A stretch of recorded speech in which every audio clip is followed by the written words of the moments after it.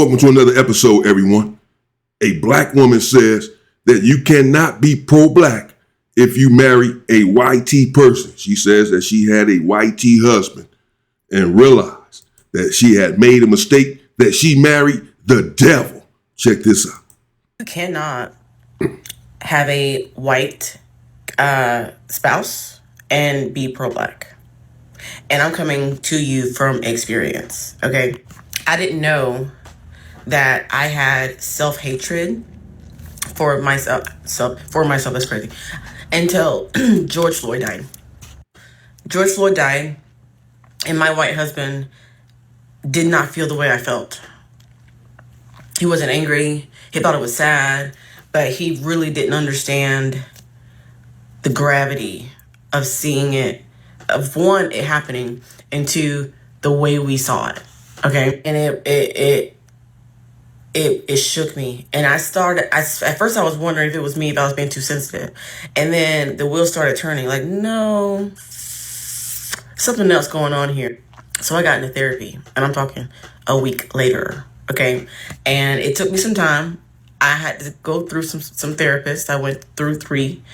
My 4th one, name was Simon, black man. And he had 2 sessions with me, and he was like, I know what's going on, okay? I think I know what's going on. Let me ask you a couple questions, okay? And I answered all his questions, and then we both came to the conclusion that I have been trying to assimilate for so fucking long, okay? And I've just been in this white bubble for so fucking long, and I've been trying to just pretend like being black is not being black is not just a race. I can't even describe it. There's so much tied to being a black person. When you learn your history, when you learn about all the shit that your ancestors went through, other people's ancestors went through, just going and living day to day as a person. Okay, not a single black person has woken up, okay, and just had a normal fucking day. White people, they can wake up and have normal fucking days. And they've always been able to wake up and have normal fucking days. You know, they don't have to worry about someone telling them that they aren't good enough to go into a store or can't go into that store because of just how they look. They don't understand shit like that, right? And that is what I understood. That the fundamental difference between me and my husband was he doesn't, and I love him. I love him still, but he don't know anything about oppression or nothing. And he's a white man. So, and this world is curated for him to be successful, for him to be happy. And it's the exact opposite for me. So when all this is clicking in therapy, okay? And we gotta... It's clicking in therapy? You need therapy to figure that out? Oh, my God. Yeah. Your therapist was right. You was self-hating as hell. Straight raccoon. Sheesh. What are you talking about? Yes, no, he doesn't get it. No, he's not going to understand the way that you understand. You have to live in that skin. He does not. So no, he's not going to. But why did it take you 4 therapists to figure that out? Why did it take you to get married to figure that out, that he didn't care? It was not going to resonate with him in the same way that it did with you, anything that happens in the community, because he is unaffected by it. But do you all agree that you cannot be pro-black and marry a white person? This is what she said, as you heard her. This is what she said. Divorce, mainly because I still loved him and respected him, but I was not at all. I looked at him and I thought, I saw my self-hatred. I was looking at you like, why aren't you black? Why aren't my children black? And then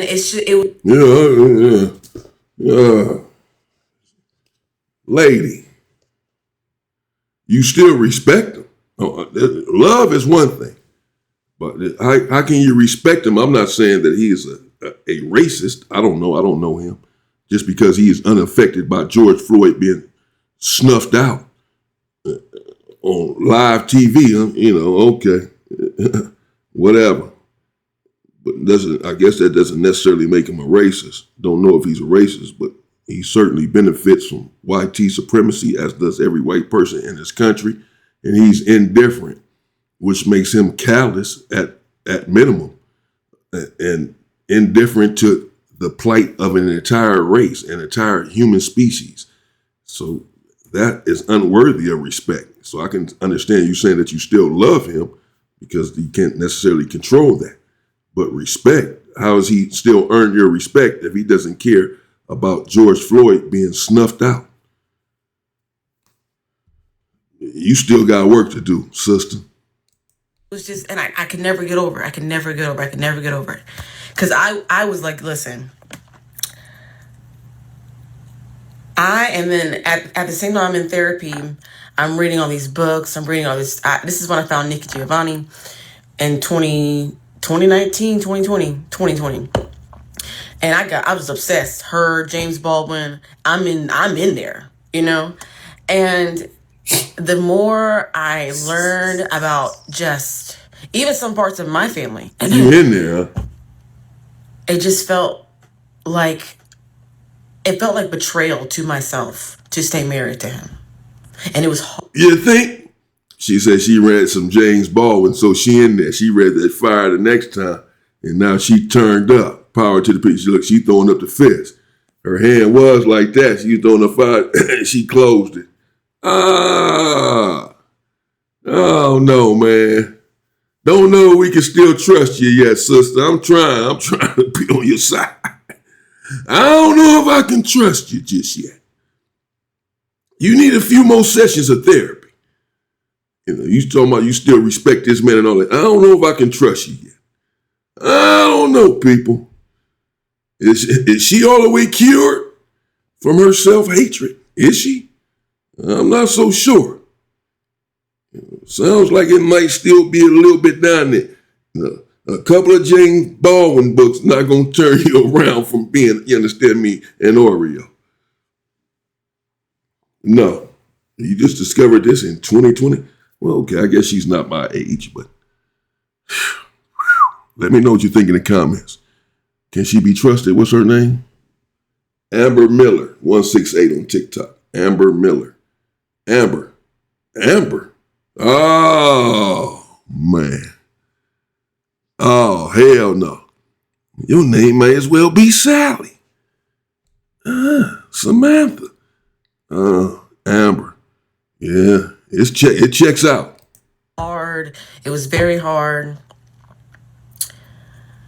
Very hard. At one point, I thought I was making a mistake. But it turns out it was not a mistake. Because you can't be pro-black and literally, marriage is serious. But you're married to the enemy, literally. You're married to an op. Or you're, at bare minimum, you are married to someone who can never, ever understand you. I think my friend... She said you married to an op. All right. There you have it, people. She said it again, that you cannot be pro-black and married to a white person. Apparently, she's been cured from her self-hatred.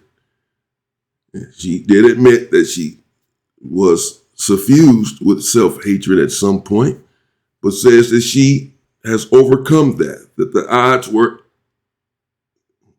apparently not insurmountable. I don't know. Me personally, I don't know, man. I'm very wary of an individual that was once a sellout and now is proud to be what they should have been proud to be from the very beginning. I'm very wary. I mean, we all make mistakes, but I have to be very cautious of you. I have to know for sure that you've been transformed, that you understand the reasoning for the fight, why it is that we have to fight, that you really understand white supremacy and are prepared to give your life to fight against it. If I see any hesitation on your part, then no deal. And I don't know. Let me know what you say, what you think in the comments. Can you be pro-black and married to a white tea person? She says no. She says she's speaking from experience. She was indeed married to one. So she says she's speaking from experience. And can you be cured if you were once a sellout, a raccoon, a Sambo soldier, a Sambo soldierette?